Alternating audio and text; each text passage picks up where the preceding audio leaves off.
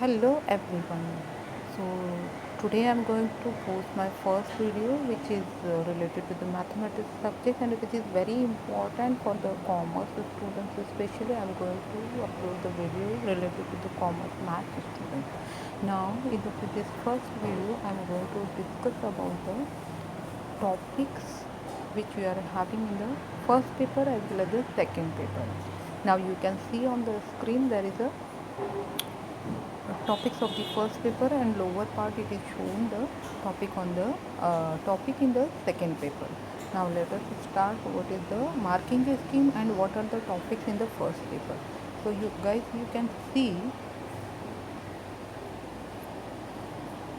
here the first chapter of the commerce section, 12th commerce section is in the first paper is a mathematical logic.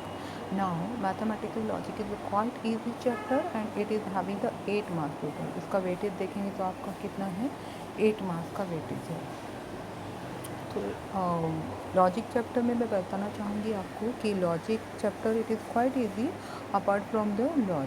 Laws का जो part है उसमें क्योंकि आपको laws याद करने पड़ते हैं एंड लॉज में क्या है imperative law, De Morgan's law, distributive property, ये पूरे लॉज दिए हुए हैं. तो आपको according to without making the table आपको वो लॉज अप्लाई करके आपको सॉल्व करना पड़ता है. You have to find out the truth value of that truth value और may be the statement pattern in that question. So it is little bit tricky application based question you can say, but apart from this truth table बनाना या फिर statement है कि नहीं guess करना या फिर open sentence क्या है, ट्रूथ वैल्यू फाइंड आउट करना, सिंबॉलिक रिप्रेजेंटेशन लिखना या ट्रूथ टेबल में सिर्फ ट्रूथ टेबल बनाना यानी कनेक्टिव क्या क्या है यूज़ करके उसमें 2 स्टेटमेंट होते हैं और you will get the question either of 3 statement also. So it is not difficult, only you have to remember the what condition for the particular condition and or negation, implies, double implies, इस तरह के आपको symbol होते हैं. तो accordingly if you are going to learn about that in a specific manner you are going to definitely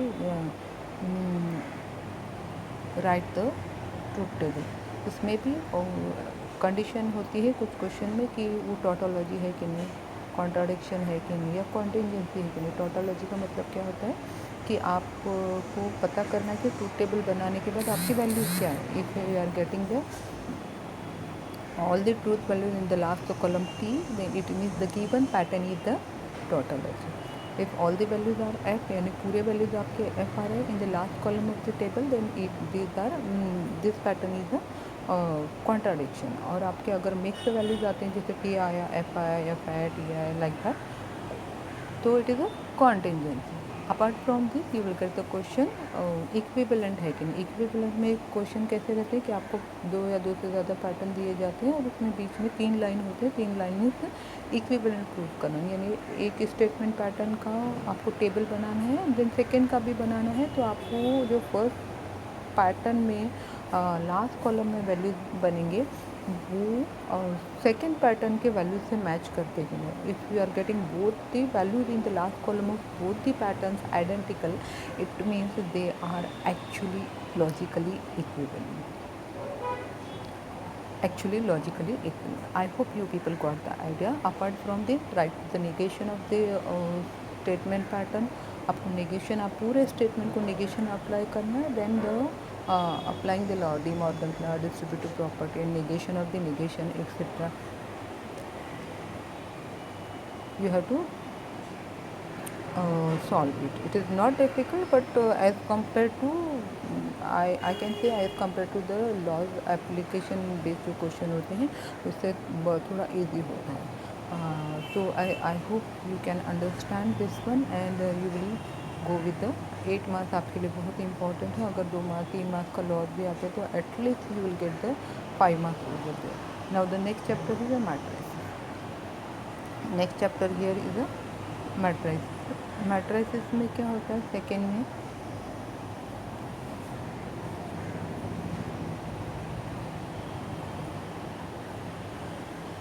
matrices also quite easy chapter, but इसमें थोड़ा सा टाइम कंज्यूमिंग यानी टाइम लगता है आपको। मैट्रिसेस में सिंपल जो एग्जांपल दिए गए जैसे एक्स वाई की वैल्यू फाइंड आउट करना, या फिर कांस्टेंट वैल्यू फाइंड आउट करनी, ए की वैल्यू के की वैल्यू, या फिर टाइप्स ऑफ मैट्रिसेस फोर्थ में दिए गए हैं। इसके अलावा जो मेथड दिए गए हैं that are the little bit lengthy, it means return work ज़्यादा होता है। You have to write so many things in that. Determinant find करना it is quite easy, but it is applicable in a adjoint method also, elementary transformation also. इन सब में आपको determinant find out करना पड़ता है। खासकर जो है बोर्ड के पेपर में जो है 3 मार्क्स के क्वेश्चन या 4 मार्क्स के क्वेश्चन ज़्यादा पूछे जाते हैं मैट्रिक्स में। Row transformation quite easy as compare to the column transformation. Column transformation इसमें जो एक मेथड से दिए गए, मेथड कौन से हैं अभी यहाँ पे मेथड से जो दिए गए हैं, first elementary transformation. Elementary transformation इसमें क्या करना था, रो वाइज ट्रांसफॉर्मेशन और कॉलम वाइज, दो टाइप के ट्रांसफॉर, ज़्यादातर रो वाइज पूछे जाते हैं, तो you have to concentrate on the row wise transform. It means you have to convert the जो मैट्रिक्स दिया जाता है उसको अपर आइडेंटिटी मैट्रिक्स में कन्वर्ट करना पड़ता है। अगर आप रो वाइज ट्रांसफॉर्मेशन कर रहे हो तो A inverse is equal to क्या लेना पड़ता है, आर। उसी तरह अगर आप कॉलम वाइज ट्रांसफॉर्मेशन कर रहे हो तो हम लोगों को A inverse is equal to क्या लेना पड़ेगा, A inverse A inverse is equal to A inverse A is equal to I, that is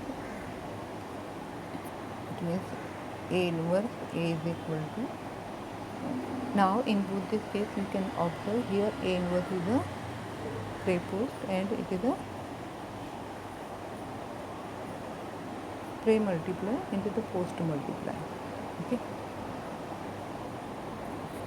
now here you can observe the pre multiply and here is the post multiply. Now let us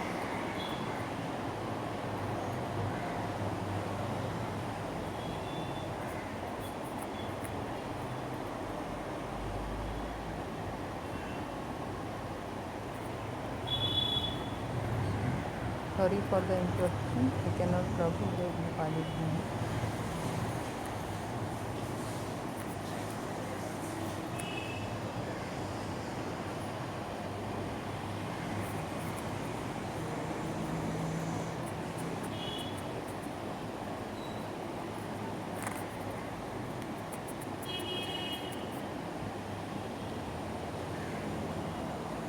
Okay, now the next one is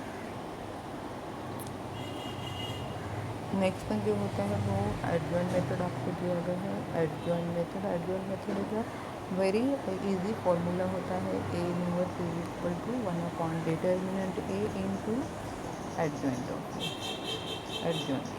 ये formula आपको बाहर करना है। यहाँ पे आपको 3/3 का अगर मैट्रिक्स दिया जाता है तो डिटर्मिनेंट फाइंड आउट करना है एंड एडजॉइंट फाइंड आउट करने के लिए आपको पहले माइनस फाइंड आउट करने पड़ेंगे, को फैक्टर फाइंड आउट करना पड़ेगा, then adjoint matrix find out करना पड़ेगा।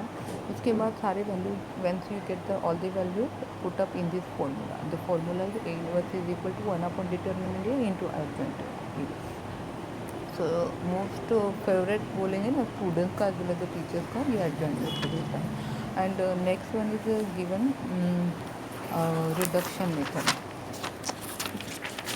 रिडक्शन मेथड में क्या करना होता है आपको, जो भी मैट्रिक्स है रिडक्शन मेथड के लिए आपको रिडक्शन में आपको दिया जाएगा जो मैट्रिक्स उसको अपर या लोअर ट्रायंगुलर मैट्रिक्स में कन्वर्ट करना पड़ता है। किसमें, अपर है अपर या तो फिर लोअर ट्रायंगुलर मैट्रिक्स में आपको कन्वर्ट करना है। It means once you get the upper और lower triangular matrix then whatever may be the solution on the right hand side it get multiplied with the x y z by comparison and you can find out the x y z value. it means variable की value, main M क्या रहता है यहाँ पे x y z means variable की value आपको find out करनी है।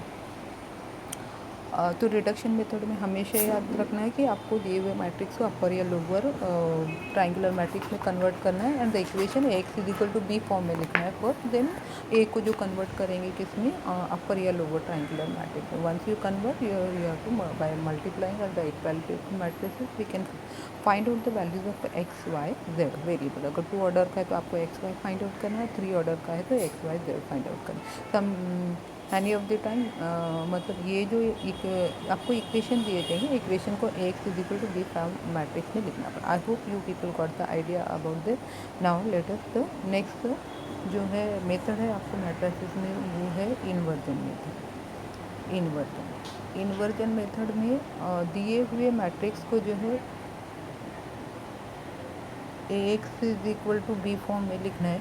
अब ये जो इक्वेशन बनी है इसको प्री मल्टीप्लाई या पोस्ट मल्टीप्लाई करके ए इनवर्स से आपको एक इक्वेशन मिलेगी that is X is equal to A inverse B. यहाँ पे आपको ये लेंदी हो जाता है थोड़ा, ये तो आपको सोल्यूशन इसका लिखना पड़ेगा प्रे मल्टीप्लाई करके या पोस्ट मल्टीप्लाई करके by multiplying A inverse by pre और post. After solving you will get this equation X is equal to A inverse B. अब यहाँ पे एक्स यानी क्या होगा, जो आपके वेरिएबल रहेंगे एक्स वाई जेड. अगर 2 ऑर्डर का है तो सिर्फ एक्स वाई रहेंगे. तो ये फाइंड आउट करने के लिए आपको यहाँ पे रिक्वायरमेंट क्या रहेगी, ए इनवर्स फाइंड आउट करना है. देन बी की वैल्यू आपको ऑलरेडी रहेगी, बी को वहाँ पे पुटअप करना है.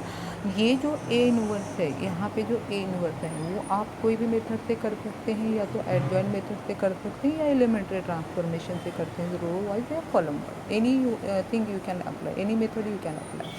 After finding the A inverse you have to substitute all these value and multiplying a inverse with b, and by equality of matrices you can find out the x y z value.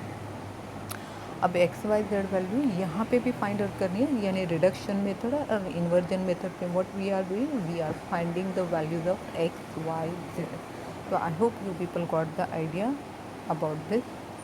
And it consist of the, थोड़ा सा मैं zoom कर देती हूँ, यहाँ पे देख सकते हैं आपके इसको 8 मार्क्स हैं.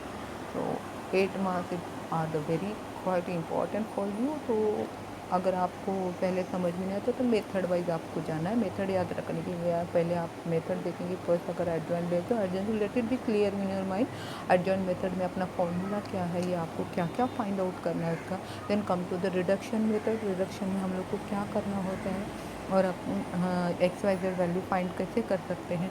उसके बाद इन्वर्जन की आई, इन्वर्जन फाइंड के एलिमेंट्री ट्रांसफॉर्मेशन में भी आपको रफ वर्क करना पड़ता है, क्योंकि multiplication is a quite lengthy. Row wise column wise आपको जब मल्टीप्लाई करना पड़ता है तो it is little bit risky, and subtraction plus minus पे ध्यान देना पड़ता है. तो रफ वर्क इज देयर. तो it is a time consuming, but it is not impossible. तो यू कैन डू इट, तो गो फॉर दैट also.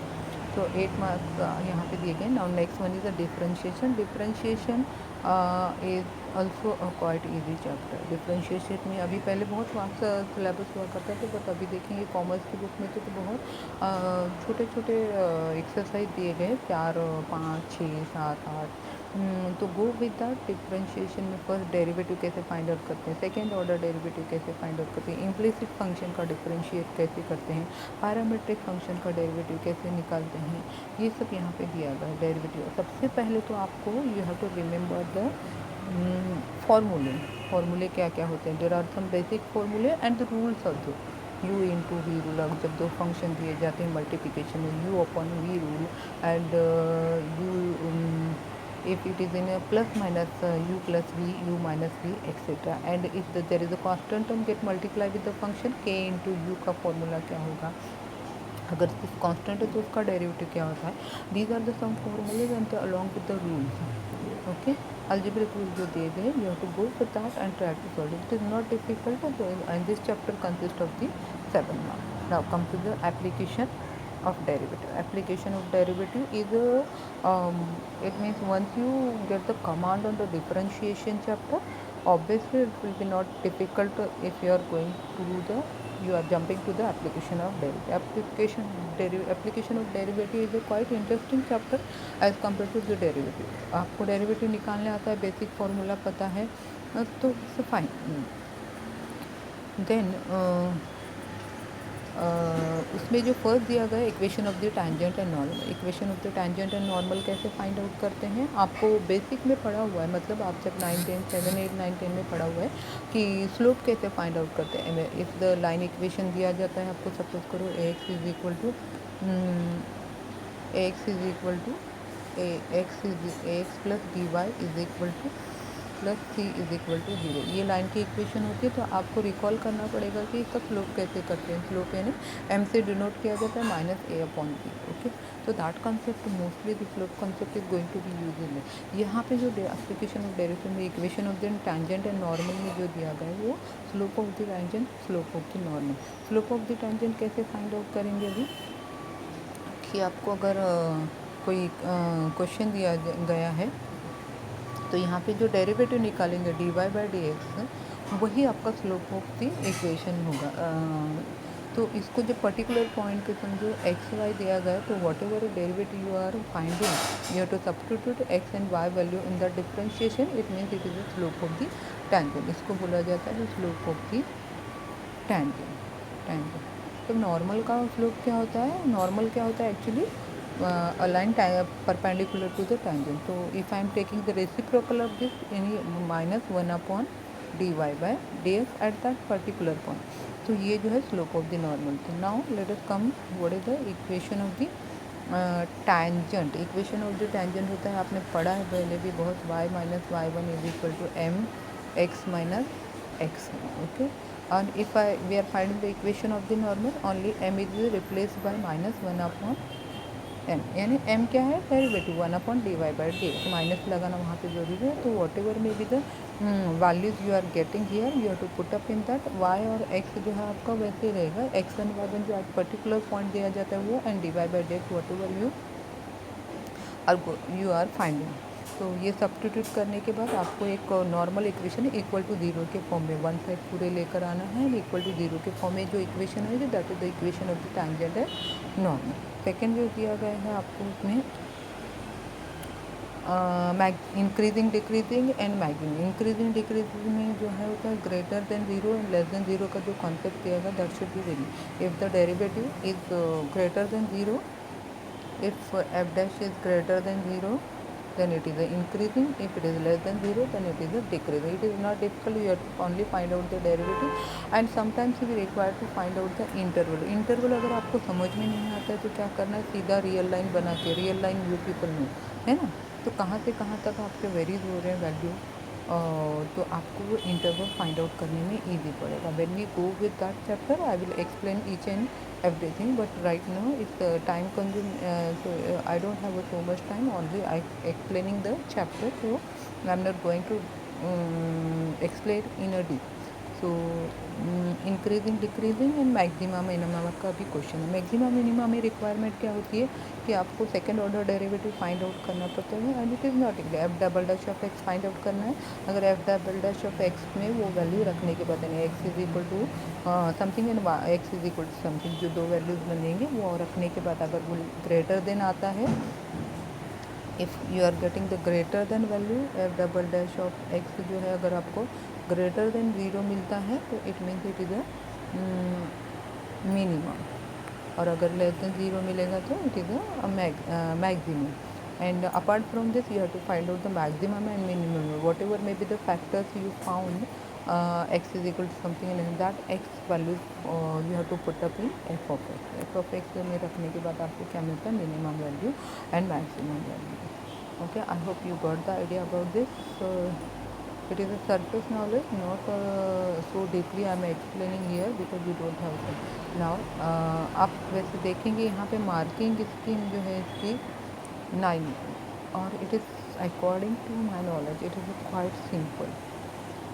उसके बाद इसमें दिया गया है कुछ कमर्शियल को application of derivative two commercial purpose. Okay, तो उसमें कुछ फॉर्मूले हैं जैसे marginal discount supply, marginal supply, इस तरह के कुछ फॉर्मूले दिए गए हैं, रेवेन्यू प्रॉफिट एक्सेट्रा, वो आपको बाहर करने पड़ेंगे और उसके मुताबिक आपको फाइंड आउट करना है। They are quite easy and it is given in the practical also.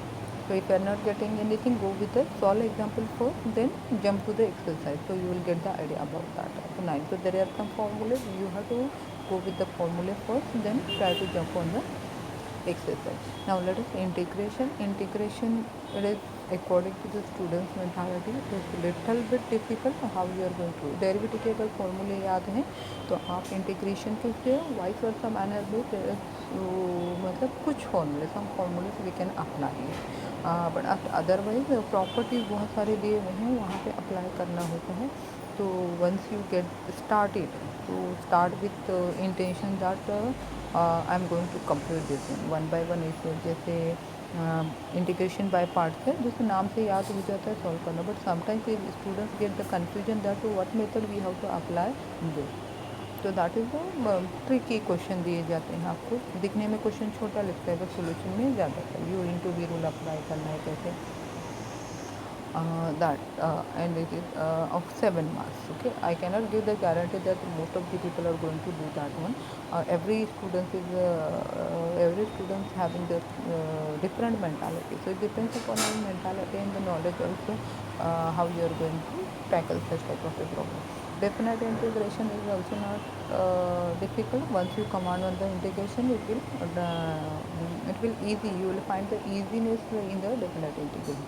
Application of this आप देखेंगे यहाँ पे ये तीनों चैप्टर जो है इंटीग्रेशन के 7, 8 एंड 7, 5 एंड 4. तो इट मीन 7 और 5 12 13 14 15 16 मार्क्स का आपका वेटेज है यहाँ पर. 16 मार्क्स का ऑनली इंटीग्रेशन. तो अगर आप इसको अच्छे से कर लेते हैं आई hope you will get the more than 12 और 13 मार्क्स. ओके दिस हाँ इसको थोड़ा सा वर्क हार्ड करना पड़ेगा. That is another form. Now next one is the differential equation. Differential equation जो है बहुत इंटरेस्टिंग और अच्छा है according to first order differential order and degree का कंसेप्ट दिया गया है फर्स्ट. और यहाँ पे देखेंगे तो ये 10 मार्क्स का पूरी जो है 10 मार्क्स का है. यानी आपको डिसाइड करना पड़ेगा ये 16 मार्क्स और 10 मार्क्स में से आप कितना करोगे. मतलब आपको डिसाइड करना है कि आप कैसे इसको टैकल करोगे. Is it integration is easy for you, then go with that. jump to the definite integration and application of definite integration. But differential equation is totally different and example are quite easy, but it depends upon every student. So in this video up to we are going to stop here.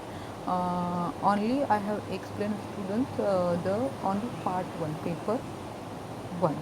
So these are the topic and the marking scheme for the I hope you got the overall surface level idea about the paper, about the topic and the marking scheme. तो आप अगर screenshot लेना चाहते हैं तो इसका screenshot ले सकते हैं. I am going to minimise this one. This is the Maharashtra state board secondary and higher secondary education Pune. Subject is the mathematics and code है 88. तो फर्स्ट पेपर का आज हम लोगों ने मार्किंग स्कीम एंड टॉपिक्स देखे हैं. In the next video I am going to explain about the second paper. तो let's wait for the next video. Up to now तब तक के लिए धन्यवाद and thanks for watching my video. I hope you will like it. If you like it, press the button and do the subscription also. Thank you very much.